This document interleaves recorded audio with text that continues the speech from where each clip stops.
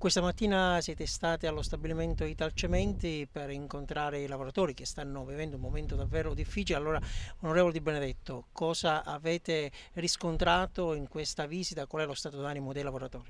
Ma intanto il nostro momento di solidarietà nei confronti dei lavoratori, di vicinanza alla battaglia che stanno conducendo insieme alle organizzazioni sindacali per la salvaguardia del posto di lavoro, ma non solo, anche di un pezzo dell'economia rilevante della provincia di Agrigento. Basta pensare a quasi 100 lavoratori, alle decine e centinaia di lavoratori che stanno nell'indotto, pensare a un territorio che vede molto spesso abbandoni e non l'insediamento di nuovi momenti e occasioni produttive. Siamo al disfacimento, ci vuole un impegno di tutta la classe politica perché ci sia un rilancio economico nel nostro territorio.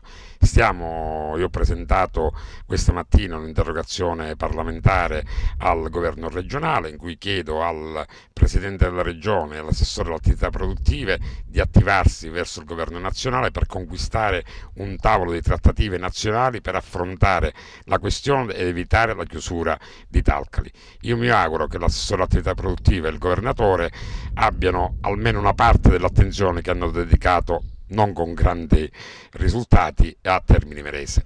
Porto Empedocle per la provincia di Agrigento non è meno di quanto possa rappresentare Termini Imerese o altre attività produttive per altre parti della regione Sicilia.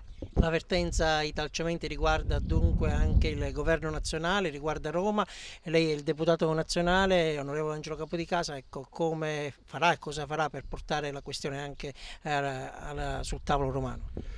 Sì, domani mattina alle 9:30 in aula abbiamo il Presidente del Consiglio Monti con tutto il governo che verranno a riferire sulle questioni legate all'economia, sulle prospettive di rilancio del Paese.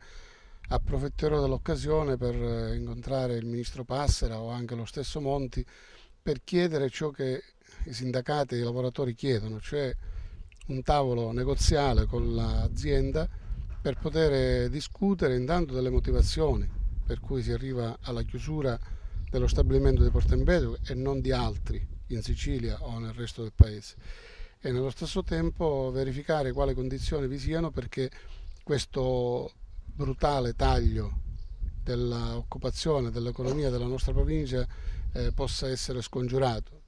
La grande solidarietà che si sta registrando intorno a questa vertenza ci dice come sia diventato quasi un caso emblematico. Da questa battaglia non solo passa la salvaguardia dei posti di lavoro diretti dei lavoratori occupati e anche dell'indotto, ma passa una speranza di ripresa della nostra economia, dell'economia della provincia di Agrigento, che pure in un momento di crisi ha bisogno di essere sostenuta, fortemente sostenuta. Quindi questo è l'impegno che abbiamo assunto con i lavoratori, oltre a presentare l'interpellanza parlamentare che domani mattina consegnerò agli uffici della Camera.